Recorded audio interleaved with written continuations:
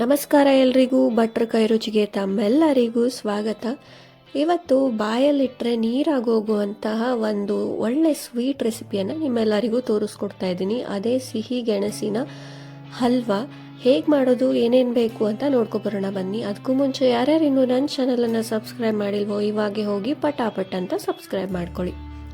ಮೊದಲೇದಾಗಿ ಇಲ್ಲಿ ನಾನು ಸಿಹಿ ಗೆಣಸನ್ನು ತೊಗೊಂಡಿದ್ದೀನಿ. ಈ ರೀತಿ ದೊಡ್ಡ ಗೆಣಸನ್ನು ತಗೊಂಡು ಅದನ್ನು ಅರ್ಧ ಕಟ್ ಮಾಡಿ ಕುಕ್ಕರಲ್ಲಿ ನೀರನ್ನು ಹಾಕಿ ಇದನ್ನು ಬೇಯಿಸ್ಕೊಳ್ತಾ ಇದ್ದೀನಿ. ಒಂದೇ ವಿಸಿಲ್ ಹಾಕಿದ್ರೆ ಇದು ಸಾಕಾಗತ್ತೆ. ಗೆಣಸಾಗಿರೋದ್ರಿಂದ ಇದು ಬೇಗ ಬೇಯುತ್ತೆ, ಹಾಗಾಗಿ ಜಾಸ್ತಿ ವಿಸಿಲ್ ಹಾಕೋದು ಬೇಕಾಗಲ್ಲ. ಇವಾಗ ಒಂದು ಪ್ಯಾನಲ್ಲಿ ಒಂದು ಸ್ವಲ್ಪ ತುಪ್ಪವನ್ನು ಹಾಕ್ಕೊಳ್ತಾ ಇದ್ದೀನಿ. ಒಂದು 3-4 ಸ್ಪೂನಷ್ಟು ತುಪ್ಪವನ್ನು ಹಾಕಿದ್ರೆ ಸಾಕಾಗತ್ತೆ. ತುಂಬಾ ರುಚಿ ಅಂತ ಹೇಳ್ಬೋದು ಈ ಸ್ವೀಟು. ನೀವಂತೂ ಒಂದ್ಸಲ ಟ್ರೈ ಮಾಡಿದ್ರೆ ಇದನ್ನು ಪದೇ ಪದೇ ಮಾಡ್ತಾನೆ ಇರ್ತೀರ. ಸೊ ಈ ತುಪ್ಪ ಸ್ವಲ್ಪ ಬಿಸಿ ಆಗಬೇಕು. ತುಪ್ಪ ಸ್ವಲ್ಪ ಬಿಸಿ ಆದಮೇಲೆ ಇದಕ್ಕೆ ನಾನು ಡ್ರೈ ಫ್ರೂಟ್ಸನ್ನು ಹಾಕ್ಕೊಳ್ತಾ ಇದ್ದೀನಿ. ನಾನಿಲ್ಲಿ ಗೋಡಂಬಿ ಮತ್ತು ದ್ರಾಕ್ಷಿಯನ್ನು ಮಾತ್ರ ಹಾಕ್ಕೊಳ್ತಾ ಇದ್ದೀನಿ. ನೀವು ಬೇಕಿದ್ದರೆ ಬೇರೆ ಯಾವುದೇ ಡ್ರೈ ಫ್ರೂಟ್ಸನ್ನು ಕೂಡ ಹಾಕ್ಕೋಬೋದು, ಬಾದಾಮಿಯನ್ನು ಕೂಡ ಹಾಕ್ಕೋಬೋದು, ಚೆನ್ನಾಗಾಗತ್ತೆ. ಸೊ ಇದನ್ನು ತುಪ್ಪದಲ್ಲಿ ಚೆನ್ನಾಗಿ ಫ್ರೈ ಮಾಡ್ಕೋಬೇಕು. ನೋಡಿ, ದ್ರಾಕ್ಷಿ ಎಲ್ಲ ಈ ರೀತಿ ಉಬ್ತಾ ಬರುತ್ತೆ. ಸೊ ಇದನ್ನು ಚೆನ್ನಾಗಿ ಫ್ರೈ ಮಾಡಿಕೊಂಡು ಇದನ್ನು ಒಂದು ಪ್ಲೇಟಲ್ಲಿ ನಾನು ತೆಗೆದಿಟ್ಕೊಳ್ತಾ ಇದ್ದೀನಿ.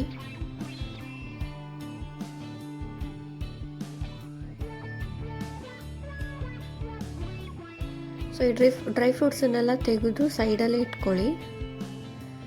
ಇವಾಗ ತುಪ್ಪ ಹಾಕಿದ್ದೇ ಇದೆ. ಅದೇ ತುಪ್ಪಕ್ಕೆ ನಾನು ಏನು ಬೇಯಿಸ್ಕೊಂಡು ಇಟ್ಕೊಂಡಿದ್ದೆ ಸಿಹಿ ಗೆಣಸು, ಅದನ್ನು ಸ್ಮ್ಯಾಶ್ ಮಾಡಿ ಇಟ್ಕೊಂಡಿದ್ದೆ. ಸಿಪ್ಪೆ ತೆಗೆದು ಅದನ್ನು ಸ್ಮ್ಯಾಶ್ ಮಾಡಿ ಇಟ್ಕೊಂಡಿದ್ದೆ. ಅದನ್ನು ಇವಾಗ ಹಾಕ್ತಾ ಇದ್ದೀನಿ.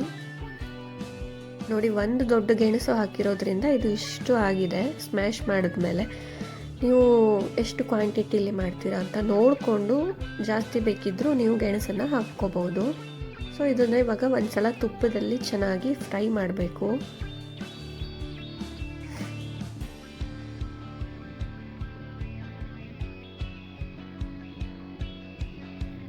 ಸೊ ಸ್ವಲ್ಪ ಫ್ರೈ ಆದಮೇಲೆ ಇದಕ್ಕೆ ನಾನು ಹಾಲನ್ನು ಹಾಕ್ತಾ ಇದ್ದೀನಿ. ಇಲ್ಲಿ ನಾನು 1 ಗ್ಲಾಸಷ್ಟು ಹಾಲನ್ನು ತೊಗೊಂಡಿದ್ದೀನಿ. ಫಸ್ಟಿಗೆ ಪೂರ್ತಿಯಾಗಿ ಹಾಕ್ತಾ ಇಲ್ಲ, ಸ್ವಲ್ಪ ಹಾಲನ್ನು ಹಾಕ್ಕೊಂಡು ಇದನ್ನು ಒಂದ್ಸಲ ಚೆನ್ನಾಗಿ ಮಿಕ್ಸ್ ಮಾಡ್ಕೊಳ್ತಾ ಇದ್ದೀನಿ. ಸೊ ನೋಡಿಕೊಂಡು ಮತ್ತೆ ಬೇಕಿದ್ದರೆ ಹಾಲನ್ನು ನೀವು ಸೇರಿಸ್ಕೋಬೋದು. ಸೊ ಜಾಸ್ತಿ ಹಾಲನ್ನು ಹಾಕಿದ್ರೆ ನೀರಾಗ್ಬಿಡುತ್ತೆ, ಹಾಗಾಗಿ ನೋಡಿಕೊಂಡು ಸ್ವಲ್ಪ ಹಾಕ್ಕೋಬೇಕಾಗುತ್ತೆ. ಸೊ ನೋಡಿ, ಇವಾಗ ಇದು ದಪ್ಪನೇ ಇದೆ, ಹಾಗಾಗಿ ಮತ್ತೊಂದು ಸ್ವಲ್ಪ ನಾನು ಹಾಲನ್ನು ಸೇರಿಸ್ಕೊಳ್ತಾ ಇದ್ದೀನಿ. ಸೊ ಕರೆಕ್ಟಾಗಿ ನಾನು ಇಲ್ಲಿ 1 ಗ್ಲಾಸಷ್ಟು ಹಾಲನ್ನು ಹಾಕಿದ್ದೀನಿ. ಸೊ ಇದು ಇವಾಗ ಹಾಲು ಜೊತೆ ಚೆನ್ನಾಗಿ ಬೆರಿಬೇಕು. ಚೆನ್ನಾಗಿ ಇದನ್ನು ಮಿಕ್ಸ್ ಮಾಡ್ಕೋಬೇಕು. ಈ ರೀತಿಯಾಗಿ ಮಿಕ್ಸ್ ಆದಮೇಲೆ ಇದಕ್ಕೆ ನಾನು 1 ಕಪ್ಪಷ್ಟು ಸಕ್ಕರೆಯನ್ನು ಹಾಕಿದ್ದೀನಿ. ಈ ಕಪ್ಪಲ್ಲಿ 1 ಕಪ್ಪಷ್ಟು ಸಕ್ಕರೆ.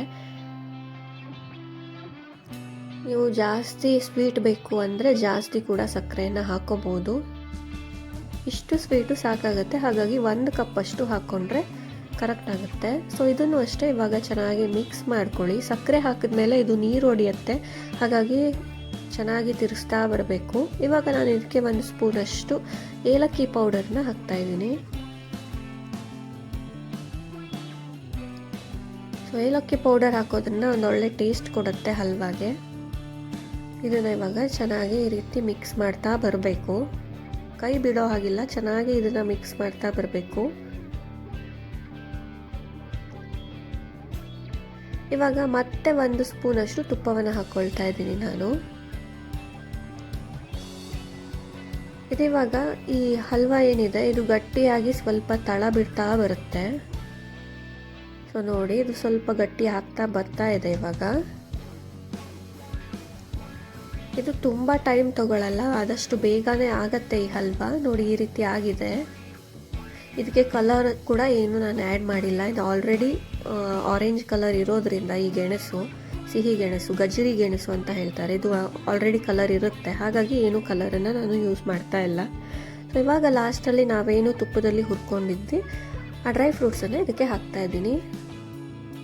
ಹಾಕಿ ಒಂದ್ಸಲ ಚೆನ್ನಾಗಿ ಇದನ್ನು ಮಿಕ್ಸ್ ಮಾಡ್ಕೊಳ್ಳಿ. ನೋಡಿ, ಇದು ತಳ ಬಿಡ್ತಾ ಇದೆ. ಈ ರೀತಿ ಗಟ್ಟಿಯಾಗಿ ತಳ ಬಿಟ್ಟರೆ ಈ ಹಲ್ವಾ ರೆಡಿಯಾಗಿದೆ ಅಂತ ಅರ್ಥ. ಸೊ ನೋಡಿ, ಇದು ರೆಡಿಯಾಗಿದೆ. ತುಂಬಾ ಚೆನ್ನಾಗಿರುತ್ತೆ. ನೀವು ಇದನ್ನು ಟ್ರೈ ಮಾಡಿ ಹೇಗಾಗಿದೆ ಅಂತ ನನಗೆ ಕಮೆಂಟ್ ಬಾಕ್ಸಲ್ಲಿ ತಿಳಿಸಿ. ಬಾಯಲ್ಲಿಟ್ಟರೆ ನೀರಾಗುತ್ತೆ, ಅಷ್ಟು ಚೆನ್ನಾಗಿರುತ್ತೆ ಈ ಹಲ್ವಾ. ಸೊ ನೀವು ಟ್ರೈ ಮಾಡಿ. ಈ ವಿಡಿಯೋ ನಿಮ್ಮೆಲ್ಲರಿಗೂ ಇಷ್ಟ ಆಗಿದೆ ಅಂದ್ಕೊಳ್ತೀನಿ. ಇಷ್ಟ ಆಗಿದರೆ ಲೈಕ್ ಮಾಡಿ, ಶೇರ್ ಮಾಡಿ. Thank you.